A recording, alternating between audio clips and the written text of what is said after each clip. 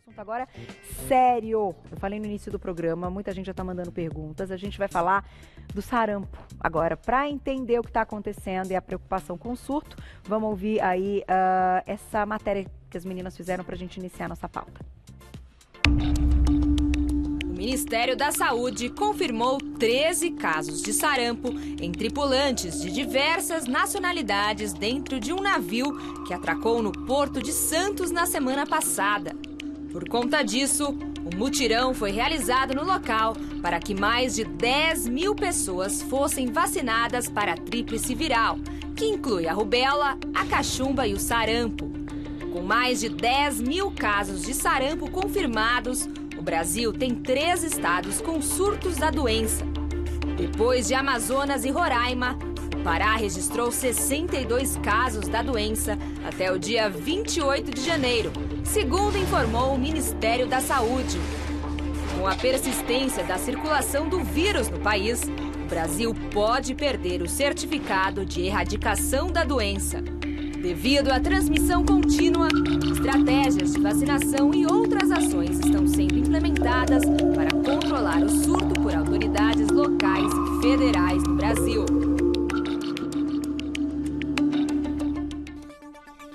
Tá aí, gente, preocupante, né? A gente vai conversar com o infectologista, Dr. Francisco Ivanildo de Oliveira Júnior. Bem-vindo, doutor. Obrigado. Prazer tê-lo aqui. Bom, é difícil até saber por onde a gente começa para o público entender e até entender a gravidade da situação e a preocupação. Queria que você comentasse, então, a respeito do cenário, disso que a gente está vivendo agora e o que tem sido feito, né? Até para que a gente não perca, como a gente ouviu aí, essa questão da doença não existir mais. Por quantos anos ficamos sem? A gente estava sem ter transmissão do sarampo aqui no Brasil desde 2016, que foi quando o Brasil recebeu o certificado de erradicação do sarampo. Puxa vida, e foi um período longo. Vamos lá, como é que é o nosso cenário de hoje com essa notícia que a gente acabou de acompanhar? Bem-vindo. Então, desde fevereiro do ano passado, fevereiro de 2018, nós voltamos a ter casos de sarampo depois de praticamente 2 anos sem ter nenhum caso. Esses casos inicialmente entraram pela região norte, provavelmente trazidos por imigrantes venezuelanos, mas aí não é nem o caso de se culpar os imigrantes venezuelanos ou culpar a Venezuela. A transmissão só se sustentou aqui no Brasil porque naquele lugar onde eles chegaram tinha uma baixa cobertura vacinal. Tá. Significa que tinha muita gente susceptível ao sarampo, que não era completamente imunizado. Então a doença encontrou um terreno fértil para se manifestar e para se multiplicar. Então, desses 10 mil casos que nós temos no Brasil desde o início do ano passado até agora, quer dizer, praticamente 1 ano de transmissão do Brasil, a grande maioria desses casos está no estado do Amazonas, seguido de Roraima e do Pará. Mas aconteceram casos em outros estados também, mas normalmente relacionados com aquela situação. Então, nós tivemos casos no Rio Grande do Sul, tivemos casos no Rio de Janeiro e em outros estados. A maior parte desses casos de sarampo estão relacionadas com essa transmissão continuada. Tá. E é justamente a continuidade da transmissão que ameaça esse título, essa certificação que o Brasil recebeu da Organização Mundial da Saúde através da Organização Pan-Americana de Saúde. A vacina, ela é em que fase da vida? Então, as crianças elas começam a ser vacinadas em situação normal a partir dos 12 meses de vida. Então, normalmente a vacina do sarampo é feita em 2 doses, na forma da tríplice viral, que é a vacina associada a sarampo, cachumba e rubéola. Então, a criança toma a primeira dose aos 12 meses e toma um reforço aos 15 meses. Então, a gente sabe que 2 doses são necessárias para fazer com que a proteção ela seja duradoura. Indivíduos adultos, adolescentes ou adultos jovens, pessoas com menos de 29 anos, que não têm comprovação na sua carteira de imunização de 2 doses, devem tomar 2 doses com intervalo mínimo de 1 mês entre a primeira e a segunda dose. E acima de 29 anos? Acima de 29 anos até 49 anos, quer dizer, pessoas abaixo de 50 anos, tomam apenas 1 dose da vacina contra o sarampo. Então, se não tem certeza se teve a imunização, a conduta é se vacinar. Exatamente. Esse é o recado, então, no momento que vocês estão passando. Isso é o mais importante. É o que se tentou fazer fazer o ano passado, quer dizer, que se começou a fazer o ano passado, quando o Ministério da Saúde fez uma campanha nacional de imunização, né, contra sarampo e poliomielite. Naquela época, a principal faixa etária de interesse eram crianças a partir de 1 ano de idade até menores de 5 anos de idade. Tá. E aquela foi uma vacinação feita que a gente chama de universal, indiscriminada, independente do número de doses que a criança já tivesse vacinada, a criança deveria receber mais uma dose de vacina durante a campanha. Perfeito. Por que essa insistência? Por que essa necessidade de vacinar o maior número possível de pessoas?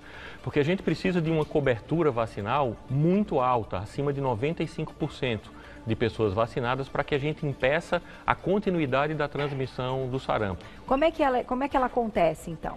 O sarampo é transmitido através de contato com uma pessoa doente e a transmissão se dá por via respiratória, né? Então, o indivíduo doente com sarampo, ele quando tosse, quando fala, quando espirra, ele elimina pequenas gotículas, que a gente chama de aerossóis, e essas gotículas elas vão contaminar as pessoas que não têm imunidade contra o sarampo. E uma das características do sarampo é o fato de ser uma doença altamente transmissível. Ela tem o que a gente chama de taxa de ataque de 90%. O que é que significa isso? 10 pessoas não imunes contra o sarampo que têm um contato com um indivíduo infectado, dessas 10 pessoas, 9 vão se infectar e vão adoecer. Então é uma das doenças que tem o maior risco de transmissibilidade, né? E isso pode acontecer até no momento que o sarampo ainda não se manifestou nos sintomas, que a gente vai comentar os sintomas daqui a pouquinho. Sim. Mas pode acontecer nesse período também. Sim, essa tua pergunta é excelente, porque a gente sabe que a transmissão do sarampo, ela começa antes do início dos sintomas, tá, né? Principalmente antes do início daquele sintoma mais característico do sarampo, que é a manchinha vermelha na pele. Então vamos comentar dos sintomas que a gente colocou em ilustração e a gente volta nessa questão aí da contaminação. Olha lá, sintomas na tela então. A febre é alta, doutor? Normalmente febre alta, principalmente em crianças pequenas, acima de 39 graus. As manchinhas? As manchas vermelhas normalmente aparecem por volta do 3º ou 4º dia de doença, então não é no primeiro dia de febre que a mancha vermelha aparece. Tá. No início, essa febre vem acompanhada de vermelhidão nos olhos, né, de uma conjuntivite. Muitas vezes acompanhada também de coriza, então a criança fica a criança e o adulto também, né, com o nariz escorrendo e com uma tosse seca, né? Então, durante esse período, que é o que a gente chama de período prodrômico, que é o período que antecede o aparecimento das manchas vermelhas, o que predomina são esses sintomas que nós chamamos de sintomas catarrais. É a febre, o olho vermelho e a coriza. E é uma febre contínua? É uma febre contínua, normalmente ela baixa com o antitérmico e depois ela volta a aparecer rapidamente. Tá. Né? E outros sintomas gerais, como dor no corpo, indisposição, né? O indivíduo tem diminuição importante do apetite, né? E essa tosse que normalmente é uma tosse seca. No início, prostrado, assim. Uma prostração intensa, né? O sarampo tem essa característica de deixar o indivíduo realmente bem caído, né? Tanto o adulto quanto a criança, eles realmente ficam bastante prostrados. E esse quadro que a gente viu é o quadro mais característico, né, de um sarampo sem complicações. Tá. Né? A gente sabe que, infelizmente, o sarampo ele pode evoluir de uma forma complicada e não é infrequente o óbito causado por sarampo. Então, nessa situação que a gente está vivendo atualmente no Brasil, nós já tivemos pelo menos 12 casos de mortes relacionadas ao sarampo. Puxa. Mas no mundo inteiro, né, milhares de pessoas morrem anualmente, né, segundo estimativas da Organização Mundial da Saúde, são em torno de 90 a 100 mil mortes por sarampo no mundo. Tá. Esse problema que está acontecendo aqui no Brasil não é exclusivo nosso, né? Outros países, inclusive regiões muito desenvolvidas, né, do mundo, como na Europa, também estão enfrentando casos de sarampo, né? Então, o ano passado na Europa nós tivemos mais de 40 mil casos de sarampo diagnosticados em vários países europeus. Pois é, e a questão aí das viagens, enfim, como a gente acompanhou na matéria. Vamos colocar perguntinhas do público e a gente encerra já falando da questão da transmissão, para retomar, que pode ser então antes dos sintomas. Na tela, quem escreveu pra gente, olha lá. Obrigada, Edeli, um beijo para você. Vou viajar neste navio que ocorreu o surto. Preciso tomar vacina, doutor? Sim, precisa tomar a vacina. Essa é a orientação da vigilância epidemiológica, né? Eles vacinaram já as pessoas que estavam dentro do navio durante o período que apareceram os primeiros casos, né? As próprias autoridades do navio, junto com as autoridades sanitárias brasileiras, estão fazendo o que a gente chama de isolamento social. Então, aqueles indivíduos que estão doentes, eles foram isolados, mas a gente não sabe quantas pessoas, né, dentro daquele navio, entre funcionários, entre colaboradores, estão na fase de incubação e que podem transmitir isso daí. Quanto tempo dura essa fase, então? A incubação do sarampo, quer dizer, incubação é o período entre você adquirir a doença e começar a manifestar os sintomas. Ele pode variar de 4 até 18, no máximo 21 dias, mas em média vai de 7 a 10 dias. Então, esse é o período médio de incubação. Deste momento que a pessoa já está com o vírus, enfim, já está infectada, ela pode transmitir? Ela, mais ou menos 3 a 4 dias antes do aparecimento dos sintomas, o indivíduo já começa a transmitir. E esse período de transmissão vai até por volta do 4º, 5º dia depois do aparecimento das manchinhas vermelhas. Então é um período bastante prolongado e muitas vezes num momento em que o indivíduo ainda não tem a suspeita clínica, né, do sarampo. Então, que era o que eu ia tocar nesse assunto para a gente encerrar nossa pauta. O que fazer, então, sem a manifestação da parte cutânea da pele, a gente confunde ou pelo menos nos remete a outra coisa, outro ciclo viral, de um resfriado muitas vezes, ou de uma virose, né? A famosa, virose, vai dar uma diarreia, aí, tá. Só que, normalmente, a ajuda só vem, a gente só procura ajuda quando realmente tem uma manifestação cutânea. Qual é, então, a orientação? É possível ser feito algo? O importante é você ter o que a gente chama de suspeição, quer dizer, pensar sempre na possibilidade de sarampo para todo mundo que teve contato com um caso suspeito. E aí, se uma pessoa que teve contato com um caso suspeito começar a ter febre, então essa pessoa deve ser considerada como suspeita mesmo antes do aparecimento das manchinhas vermelhas. E aí a vacinação é o que a gente tem hoje como o indivíduo que teve contato com o sarampo, ele pode receber a vacina até 72 horas depois desse contato.